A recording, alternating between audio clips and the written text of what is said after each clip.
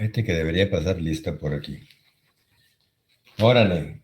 Entonces, nada, ninguna pregunta.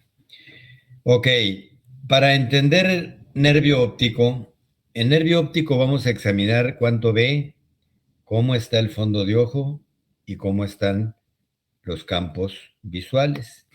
Entonces, lo que hacemos nosotros es primero entender todo lo que ustedes ven allá afuera es el campo visual. Y ese campo visual se va a proyectar sobre la retina en el campo retiniano. Campo visual, lo que ven, y campo retiniano acá. Y la información entra siempre cruzada. La que está en el campo temporal visual entra al nasal de la retina y la que está en el nasal visual entra al temporal de la retina. Entonces, toda la información entra cruzada. Temporal, nasal y de uno y otro ojo y nasal temporal. Hasta aquí en la retina, todas las células ganglionares de la retina vienen, se juntan y forman esta estructura que corresponde a la salida del nervio óptico. Y esa cabeza del nervio óptico, cuando ustedes ven el fondo de ojo, ¿cómo la identifican? ¿Qué parte? Perdón. Entonces sería la papila aquí, ¿verdad?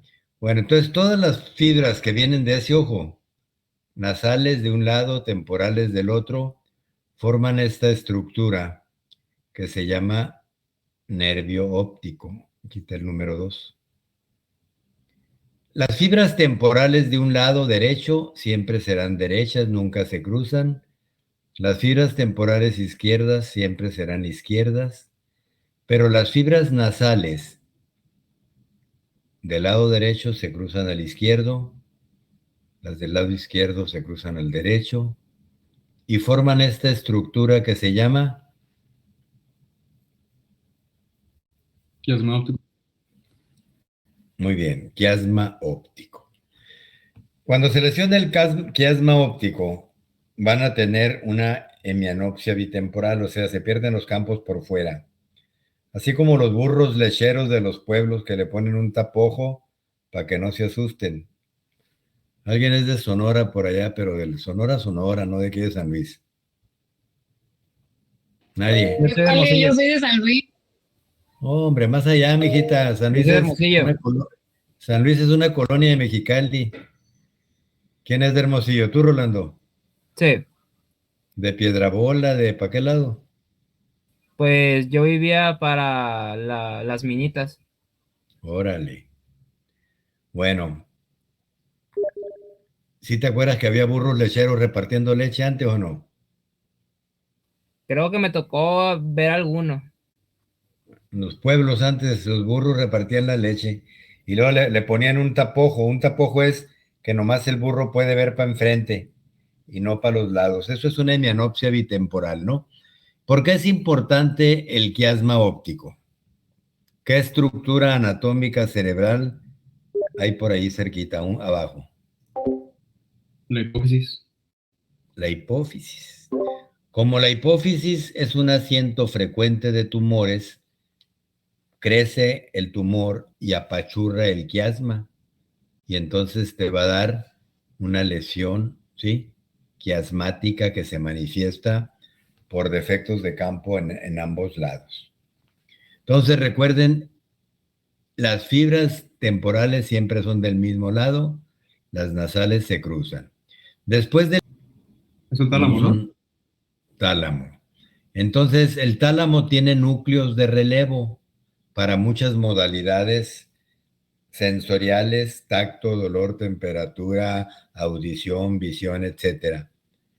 Y aquí termina el tracto óptico o cintilla óptica en los cuerpos geniculados laterales, que son la estación de relevo visual talámica. Y este pedacito se llama cintilla óptica, tracto óptico. Trae la mitad de fibras temporales de ese ojo con la mitad de fibras nasales del lado contrario.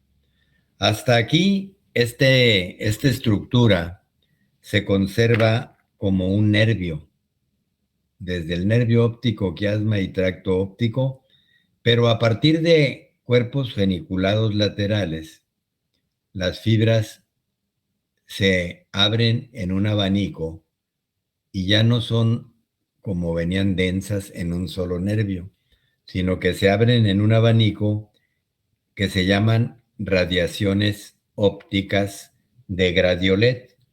Y esas radiaciones ópticas, unas son superiores y pasan por el lóbulo parietal arriba, y otras son inferiores y pasan por el lóbulo temporal. Y finalmente terminan en el área primaria, que está aquí en la parte más posterior del lóbulo occipital. Y esa área primaria es con la que ustedes ven. Y cuando ven, para que identifiquen lo que ven, pues tienen que ir a interpretarse en el área 18 y 19, que son las áreas de asociación. A ver, Eric, ¿querías decir algo?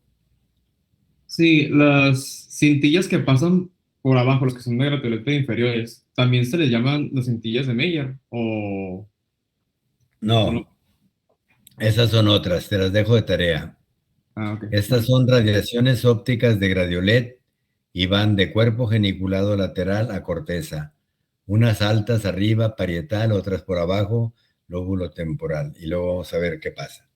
Entonces, fíjense cómo ustedes, cómo el nervio o la visión se puede afectar a muchos niveles.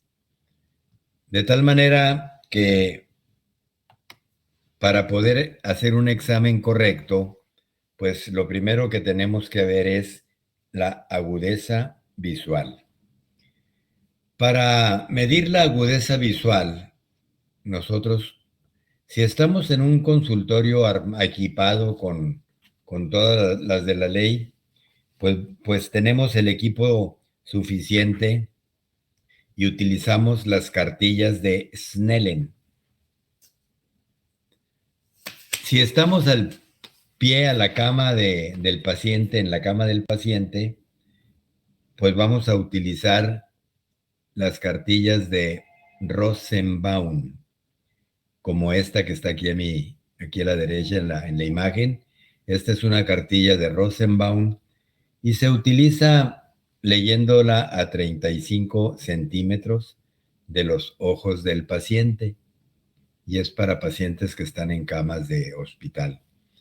Y para los que no, para los que son analfabetas, hay una cartilla especial que se llama Sheridan, ¿sí? Entonces, con estas nosotros podemos calificar cuánto es la visión, ¿sí?, que tiene ese paciente. Entonces, la agudeza visual normal, ¿cuánto es?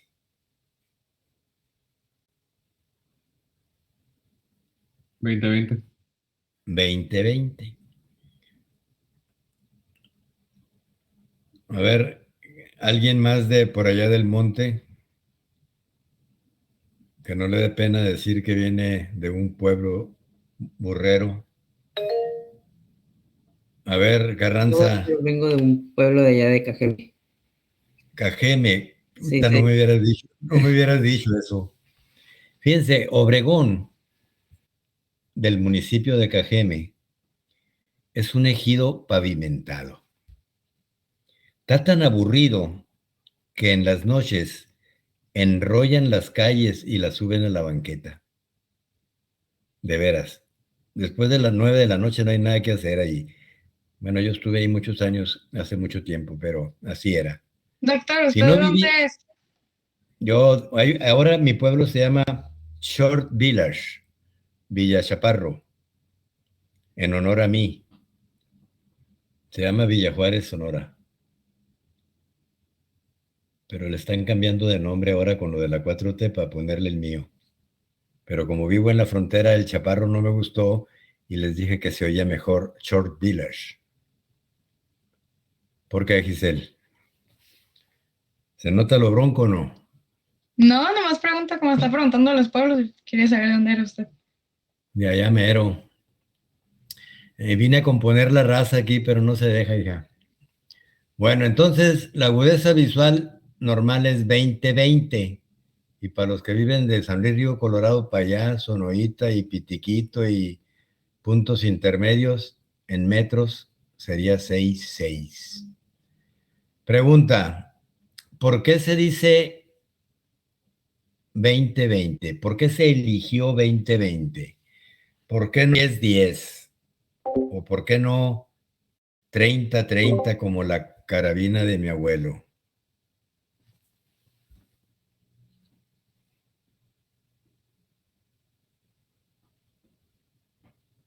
¡Yujú! Órale, chavos, ¿por qué 20-20? Porque está en pies la medida. ¿Pero por qué 20-20 y no 30-30? Es Porque porque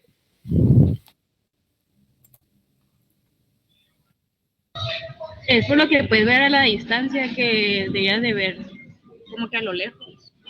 De que puedes ver perfectamente a 20 pies lo que, lo que podrías ver a cualquier distancia. No, algo así. No, pues no sé, tú dices, Mariana, tú quémate ahorita que puedes. Yo, todo lo que hables lo usaré en tu contra el día del juicio final. ¿Por qué 20-20? ¿Por qué no 10-10? ¿Por qué no 30-30? A ver, Pedro, diles. ah, porque la distancia a la que se le toma la prueba empieza en 20 y En el 20. resto es de la distancia, de como ve normalmente, ¿Dónde lo comparado leíste? con esa distancia. Es lo que estoy entendiendo por este esquema que Léanlo puse. bien, porque esto es muy importante. ¿Por qué 20-20 y no 30-30? ¿Sí? Ok. Si la agudeza visual normal es 20-20, y vamos a suponer, llega un paciente y les dice, doctor, tengo 6 meses que estoy perdiendo la visión con el ojo derecho. Entonces ustedes le hacen una agudeza visual y detectan que el ojo derecho ve 20-100 y que del ojo izquierdo ve normal 20-20. O sea, este ve a 20 pies lo que debe de ver a 20 pies. Y 20-100 implica que ve a 20 lo que debería de ver a 100. Te está tan fregado que apenas ve a 20 pies algo que está a 100 pies. ¿Queda claro? Sí, doctor.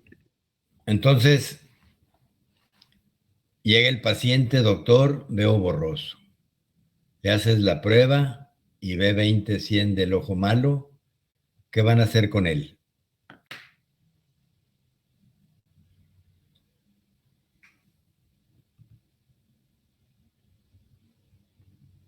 Primero que nada, examen de fondo de ojo. Antes de, bueno, ok, fondo de ojo. ¿Sale el ojo, fondo de ojo o no? ¿Qué piensan hacer con ese paciente? Lo que tienen que ver es si el problema que el paciente tiene es una lesión que sí mejora o no mejora con lentes. ¿A qué me refiero? Si es una lesión en donde un tumor está apachurrando la vía óptica, el nervio óptico de ese lado, pues no va a mejorar con lentes. Pero si el problema es un error de refracción, entonces puede corregirse de alguna manera. ¿Alguno de ustedes fue a práctica conmigo ayer o hoy? Yo fui ayer. Eric. A ver, Eric, cuando hablamos de medios de refracción, ¿de qué hablamos? De las estructuras internas del ojo que son transparentes y se encargan de desviar la luz. Exactamente. Entonces, cuando hay un error de refracción, esos errores, si la lesión está en la córnea o en el cristalino o en el vitrio, etcétera, todos ellos son medios refringentes y potencialmente esos medios refringentes se pueden, esas alteraciones visuales por lesión en los medios refringentes se pueden mejorar con el uso de lentes. Entonces, lo primero que ustedes van a hacer es 20-100. ¿Es error de refracción o no? Si sospechan que sí, tienen que utilizar un estenopeico. ¿Alguno de ustedes sabe qué es un estenopeico? Son unos lentes con agujeros. Lentes con agujeros, órale. Mire, para los que son del monte otra vez, hagan un cucurucho, así como yo, miren. ¿Sí? Así como estoy yo. Empuñen y hagan como un conito. Yo, por ejemplo, uso lentes y, y veo. Pero cuando veo a través de este conito, las letras se me hacen más bonitas, más claritas. Y eso quiere decir, eso es un estenopeico. O un estenopeico puede ser un agujerito aquí. Si le hago un agujerito en la hoja y veo a través de él la agudeza visual. Si mejora con el cucurucho este, a ver, háganlo en su casa. Vean algo, un letrero o algo, y si mejora con el cucurucho, quiere decir que se trata de un error de refracción, y eso quiere decir que puede mejorar con lentes. Chavos, los dejo porque tengo otras cosas que hacer. Nos vemos mañana a esta hora. Pues quiere decir que ve a 20 pies lo que debería de ver a 100 pies. Entonces, cuando hay una falla en la visión, una pérdida de la visión, hay dos cosas en cuenta. Una, que el paciente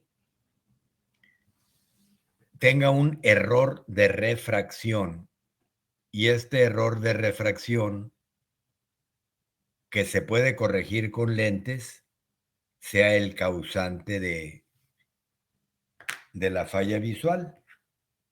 O bien puede ser que esa visión esté alterada por una lesión diferente a un error de refracción.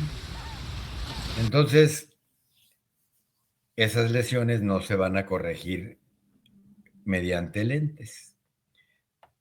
Cuando hablamos de refracción, hablamos, decíamos, de las diferentes estructuras del ojo que llevan al paciente a tener una falla visual. Por ejemplo, de adentro a afuera, cuando una imagen choca contra el ojo, lo primero que se topan es la córnea. Y la córnea, que es una esfera perfecta normalmente, es quizá la estructura refringente del ojo que es mucho más potente en refracción. Y después de la córnea sigue la cámara anterior aquí, donde está el humor acuoso. Un poquito más atrás, el lente natural del ojo, que es el cristalino y que es el responsable, ¿verdad?, de que se cierra y se abre. Cuando la gente es joven, el cristalino puede hacer relajarse o expanderse para acomodarse a la adecuada visión. Y finalmente tenemos el humor vítreo, que es la gelatina que le da forma y sostén al globo ocular. Y todo lo que ven aquí en naranja, pues es la retina, las células de la retina con sus 10 capas. Y aquí ven cómo se forma el nervio óptico, la cabeza del nervio óptico, y acá atrás, ya fuera del ojo, el nervio óptico. Entonces, cuando uno de estos medios refringentes se lastima, pues el paciente se queja de fallas visuales. Si yo les digo que este lápiz mide 12 centímetros, ¿me creen? 15 centímetros máximo. ¿Me creen?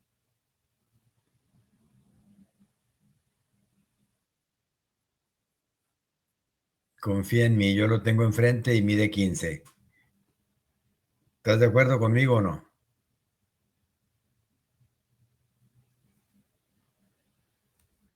Órale. Tienes una perfecta idea de longitud.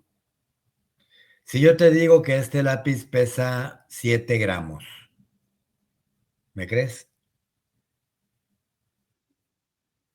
No, no tienes, más o menos, ¿sí? Entonces tienes una idea de lo que es el peso. Mi pregunta es, ¿en qué mides la refracción?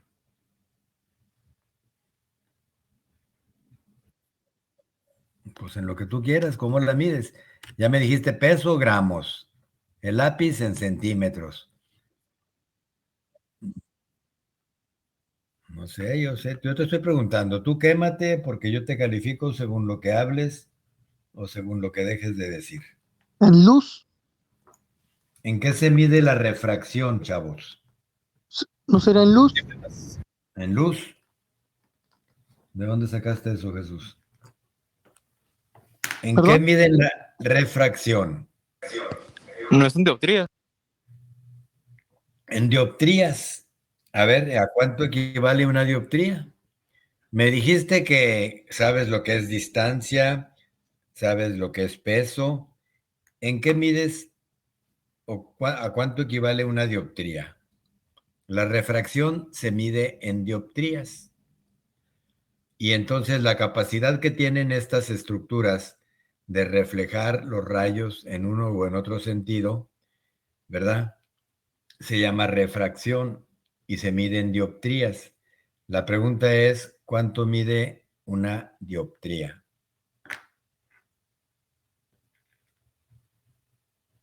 ¿Qué es una dioptría?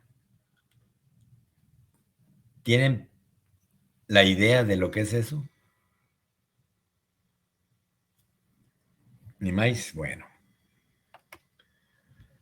En el ojo emétrope, ojo normal, las imágenes que vemos en el campo visual caen directamente en la zona que es la retina.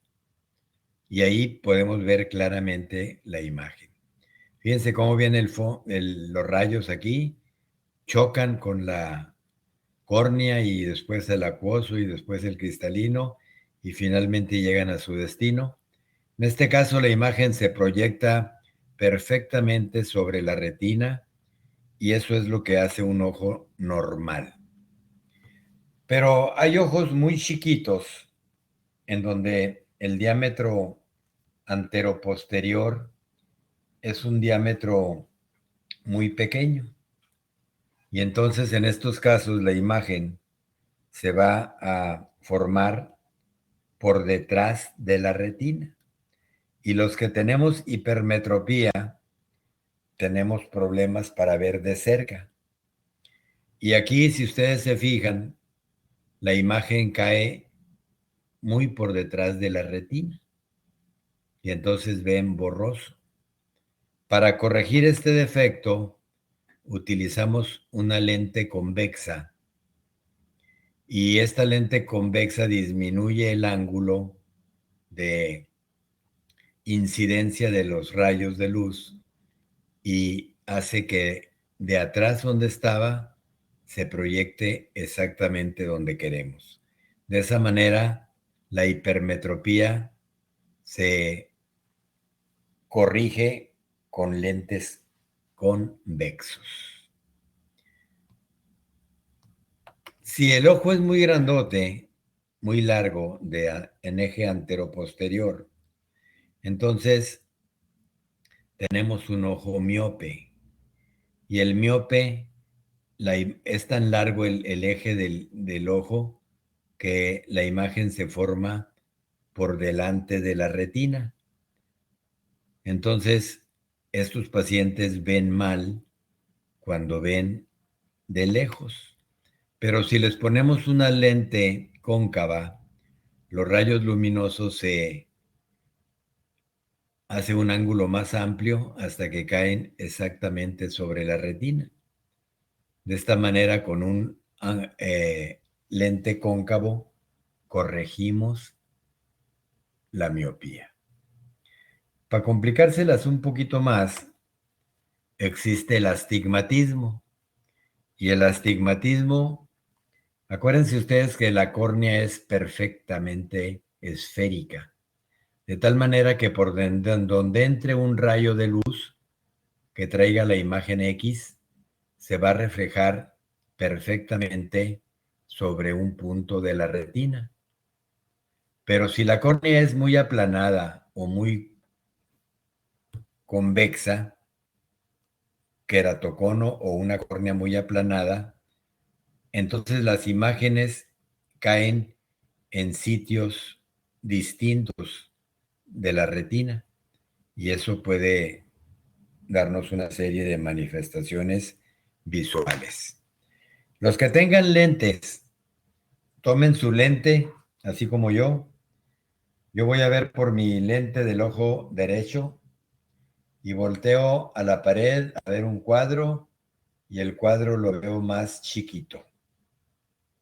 Eso quiere decir miopía. Pero si lo que veo lo veo más grandote, es hipermetropía. Y luego tomo el lente y veo el filo de la puerta y le doy vuelta al lente. Si el filo de la puerta se quiebra, me refiero a que hace ondulaciones, aparte tengo astigmatismo. Esa es la forma como ustedes pueden ver el tipo de lente que trae cada paciente. Si la imagen se ve más chica de lo que es miopía. Si la imagen es más grande, hipermetropía. Y si la imagen se distorsiona en los movimientos laterales, tenemos un astigmatismo. Decíamos que cuando el paciente ve menos, utilizamos un estenopeico. Y el estenopeico es como un conito, como un cucurucho. ¿Sí? Hagan un cono con una hoja y acá vean por la parte grandota del cono y al fondo ven con un agujerito muy chiquito, ven a la distancia X cosas. Yo estoy viendo un letrero aquí y puedo leer perfectamente que dice diploma, se otorga la presente a. O sea, lo que tengo enfrente lo veo de aquí de lejos medio borroso, ¿sí? Porque no traigo lentes. Pero cuando lo veo con el estenopeico, lo veo mucho más clarito. Eso quiere decir que tengo un error de refracción. Y eso quiere decir que voy a mejorar con lentes. Entonces, la pregunta es, ya sé que el estenopeico mejora la refracción. La pregunta de examen es, ¿por qué un estenopeico mejora los errores de refracción? ¿Alguna pregunta hasta aquí sobre agudeza visual? Ok, la siguiente parte de que vamos a ver es el examen del fondo de ojo. Para eso, pues requieren de un oftalmoscopio y el ojo izquierdo que voy a examinar, tomo mi oftalmoscopio con mi mano izquierda, uso mi ojo izquierdo para ver el fondo de ojo izquierdo. Si han visto un oftalmoscopio, tiene un agujerito y en ese agujerito se ven unos números. Esos números son negros o rojos. Si son rojos, son dioptrías negativas. Si son negros, son dioptrías positivas. Y entonces yo que tengo resuelto mi problema visual con lentes, se supone que debo ver en cero. Y voy a ver en cero al paciente y si necesito acomodar a ciertas dioptrías, el error que salga es error del paciente. Entonces, lo primero que vamos a ver es, el paciente está el cuarto oscuro y le echamos la luz del oftalmoscopio. Yo estoy viendo a través del oftalmoscopio y lo primero que voy a ver es un reflejo anaranjado, que es el reflejo retiniano. Así como en la calle ven un perro en la noche y le brillan los ojos o un gato, bueno, aquí en el humano el reflejo que vemos es un reflejo de color rojo anaranjado. Y ese reflejo rojo anaranjado quiere decir que los medios refringentes del ojo, córnea, humor acuoso, cristalino y vítreo, están íntegros y me permiten ver el reflejo retiniano que normalmente existe. No se vería este reflejo si el paciente tiene una opacidad en la córnea, por ejemplo, un leucoma. Leucoma es una opacidad corneal habitualmente traumática cicatrizal. O bien no podrían ver ese reflejo si el humor acuoso está inflamado y entonces tienen ahí una uveitis. Si nos vamos más para atrás y lo que está opaco es el cristalino, entonces tenemos una catarata. Y cuando hay opacidades en el humor vítreo, se llaman miodesopsias y son como moscas que andan ahí flotando en el humor vítreo. ¿Nunca han visto así como que ven una mosquita aquí, un gusanito, y voltean a seguirlo y lo ven y lo siguen y se va y nunca lo alcanzan? Bueno, esas opacidades del humor vítreo, cuerpos flotantes, miodesopsias, son a veces basuras, calcio o son desprendimientos del vitrio, a veces de la retina. Entonces, cuando vemos el oftalmoscopio, pues primero es reflejo retiniano. Y eso quiere decir, si está el reflejo retiniano presente, todas estas estructuras están íntegras. Cuando ya llegamos al fondo del ojo, ¿qué es lo que vamos a explorar? Primero examinamos esta región aquí de la mácula. Si se fijan, es una zona redondeada, tiene unos bordes bastante bien definidos, es de un color más claro que el resto de la retina y por aquí entran y salen vasos. Por aquí salen las venas y entran las arterias. Esta zona representa la salida del nervio óptico y es la cabeza del nervio óptico en su salida de trayecto hacia el lóbulo occipital. Cuando se lesiona la papila, ahorita vamos a ver en la siguiente diapositiva algunas de las características que hay. A veces, en medio aquí de la papila, pueden ver una zona más clara que se llama excavación fisiológica. No se ve en este caso que tengo aquí, pero hay pacientes que tienen una excavación fisiológica muy amplia. Y esta excavación fisiológica lo que hace es que cuando es muy grande nos puede indicar glaucoma. Entonces, papila óptica. Después de la papila óptica vamos a ver vasos, arterias y venas. Si ustedes se fijan, las venas son más oscuras que las arterias, son más gruesas que las arterias y son más tortuosas. La vena es más, la arteria es más recta y la vena es más tortuosa, más prieta y más gorda. Así diferenciamos una arteria de una vena. Si son muy acuciosos, pueden ver en el interior de esta vena aquí como un hilo más clarito. No sé si lo alcancen a ver. Dentro de la arteria, por ejemplo, aquí se ven unos hilos de cobre. Acá se ven otros hilos de plata. Pregunta, ¿qué quiere decir hilos de cobre, hilos de plata en el fondo del ojo? Sorry, ¿qué pasó, Bonnie?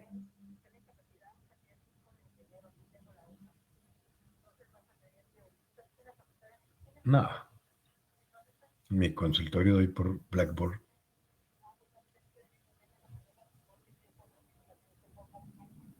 Ahí fírmalo por mí, ¿no?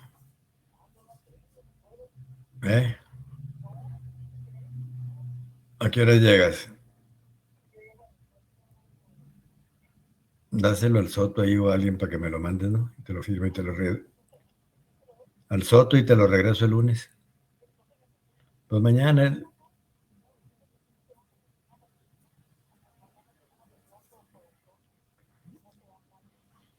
Pues que se vaya falta entonces.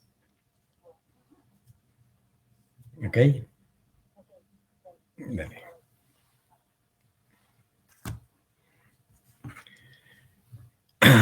Entonces, vamos a ver venas y vamos a ver arterias. Arteria gorda, prieta y tortuosa, perdón, vena, y la arteria más brillante, más recta y más delgada. A veces alcanzamos a ver hilos de plata en medio. No sé si los ven ustedes, o yo fumé algo y los viendo aquí. En el interior de la vena esta, de la arteria esta, que es más delgada, se ve un hilo así medio más clarito que la pared. ¿Sí lo alcanzan a ver? Ok. Esos se llaman hilos de plata o hilos de cobre y son significativos. Mi pregunta es, ¿qué quieren decir? ¿Para qué sirven? ¿Qué significan? Y, el que sea, el que quiera.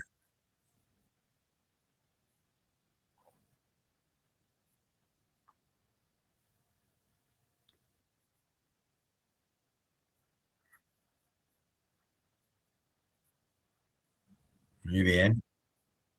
Al final de cuentas es arterioesclerosis, ¿no? Muy bien. A veces pueden identificar aquí lo que se llama un pulso venoso, ¿sí? Y este pulso venoso, fíjense bien, venoso, no arterial. La vena hace esto. Se llena y se cierra. Se llena y se cierra, ¿sí? Y ese pulso venoso, cuando está presente, significa que la presión intracraneal es una presión normal. Desafortunadamente, no todo mundo tiene el pulso venoso. Cuando hay pulso venoso, ¿sí? Cuando hay pulso venoso, quiere decir que la presión intracraneal está dentro de lo normal. Pero si había pulso venoso hace una semana y ahorita no hay, quiere decir que pasó a hipertensión intracraneal.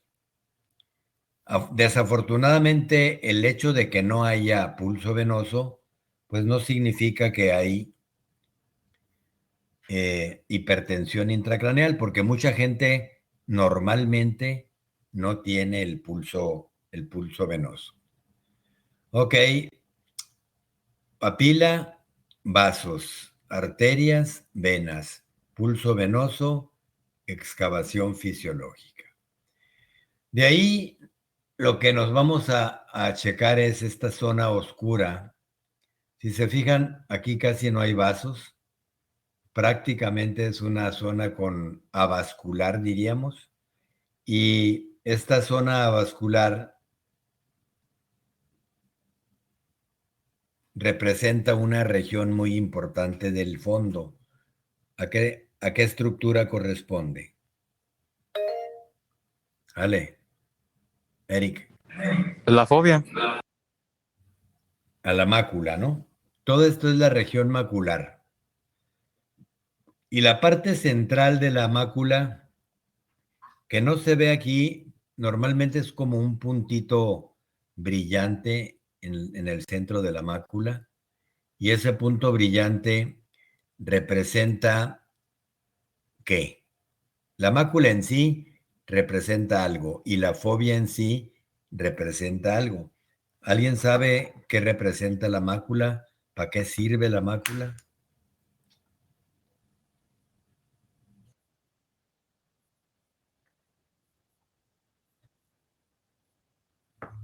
Preciso para qué.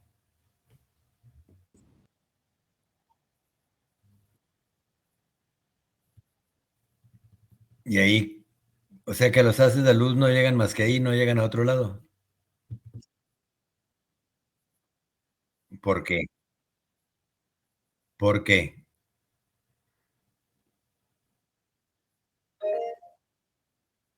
A ver, Rolando Antonio Real Quijada, tu mamá es de Sonora por el apellido. Es porque no hay dispersión, ni hay pérdida de, pues, de luz. No te entendí. ¿Por qué la mácula es el punto de máxima agudeza visual? Marlene. Marlene, yuju. Órale, Marlene, estás levantando la mano, ¿no? Aquí dice bajar la mano. Creo que Marlene no nos peló. Pues es muy sencillo, miren, aquí en la mácula está la máxima concentración de receptores visuales que son conos y bastones.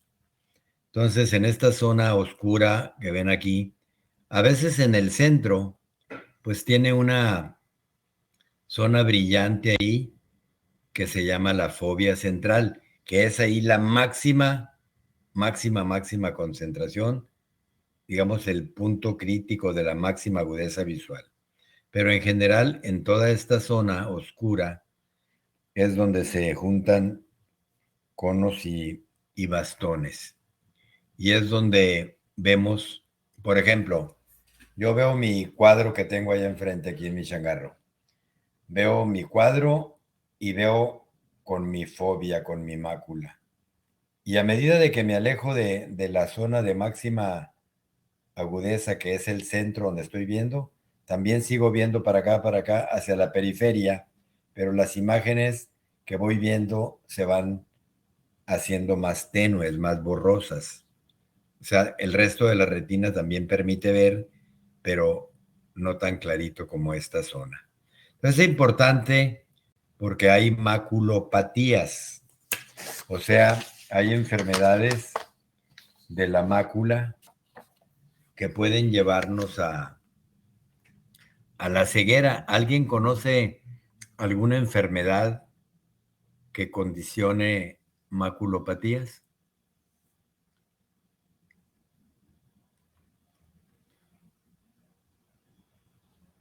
¿Alguien conoció a Rigo Tobar, el cantante de por allá de Matamoros? ¿Algún naco que haya escuchado sus canciones? Nadie. La del sirenito, doctor. ¿Eh? La del sirenito. Esa. ¿Cuál es? Es Es una la de canción. tuvimos un ¿Eh? sirenito. Bueno, Rigo Tobar, que era un cantante de por allá de aquella región, tenía una enfermedad. Finalmente se quedó ciego porque tenía una maculopatía por una enfermedad que se llama retinitis pigmentaria. Finalmente se quedó ciego, ¿no? Pero hay muchas enfermedades que son, no muchas, algunas enfermedades que son típicas de la región macular. Ahí se las encargo. Entonces, papila, vasos, mácula. Y finalmente vamos a ver el resto de la retina. Si ustedes ven el resto de la retina de un color anaranjado, cuando hay retinopatías, se pueden ver hemorragias, se pueden ver exudados algodonosos, se pueden ver áreas de gliosis, áreas de cicatriz por lesiones antiguas. Por ejemplo, las típicamente de la toxoplasmosis se pueden ver. Pues todo eso es lo que le van a ver al fondo de ojo. La mayoría de la gente anda buscando siempre el papiledema, ¿no? En donde el aumento de la presión intracraneal te hace ver borrosa la papila. Vean el borde borroso. Fíjense cómo la vena está más gorda, mucho más gorda que las arterias. Está ingurgitada y esto representa un edema de papila. Cuando hablamos de edema de papila, existen tres posibilidades. ¿Cómo diferenciar un papiledema por hipertensión intracraneal de una papilitis o un papiledema por neuritis óptica?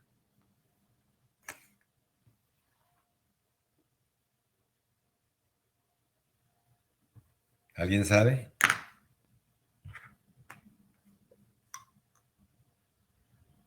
¿Nadie sabe?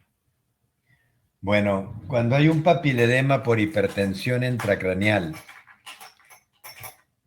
la agudeza visual se conserva.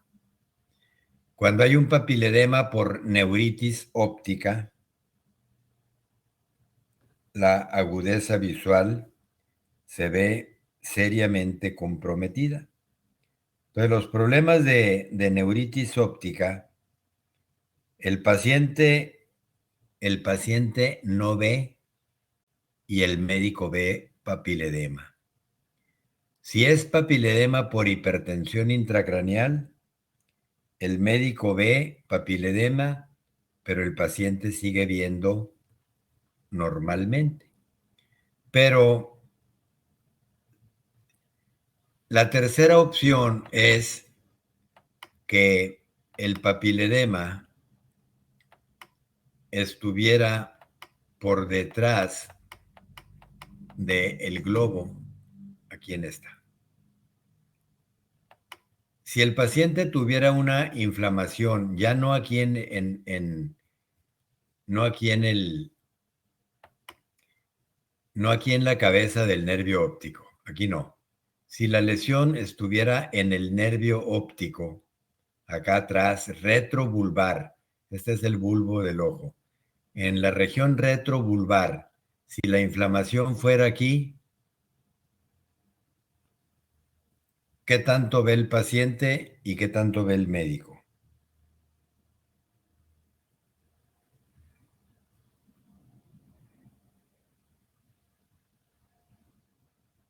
El médico no vería nada a través de un fondo de ojo. Muy bien, Jesús. ¿Y el paciente? Quizá pueda presentar pues dificultades de la visión. O sea, no estoy seguro si perdería la vista totalmente, pero que presente alguna diplopia, algo así. No, ¿por qué diplopia? La diplopia es de movimientos oculares. Ah, sí, Aquí es sí, sí. de agudeza visual. Entonces, el paciente probablemente va a tener alguna falla, ¿sí? En la agudeza visual va a haber menos. Pero el médico, cuando trate de ver el fondo de ojo, no va a ver nada, va a ver normal, porque la lesión está por detrás del nervio craneal, ¿sí? Así que eso sería, chavos, fondo de ojo, ¿sí? La otra cosa es campos visuales. Los campos visuales los vamos a examinar por confrontación, así como está en la imagen el doctor.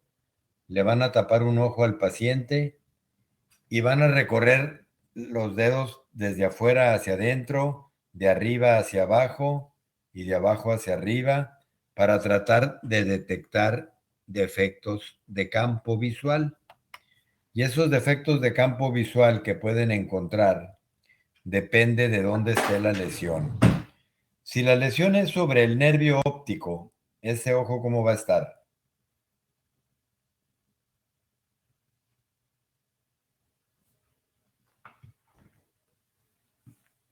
Chavos, Pues ese ojo no va a poder ver. está ciego. Si la lesión es en el quiasma, lesiono las dos mitades nasales, no ve las dos mitades temporales. ¿De acuerdo? Y eso se llama hemianopsia bitemporal. Y eso quiere decir síndrome quiasmático, y eso quiere decir probablemente una lesión a nivel de la hipófisis. Si la lesión es un poquito más atrás y afecta la cintilla óptica, el tallo es aquí, este es el tallo, la cintilla óptica aquí, ¿qué va a ocurrir? Que la mitad del lado contrario no ve nada, la mitad del lado contrario. Pero si la lesión es a nivel de las radiaciones, podemos tener cuadrantopsias.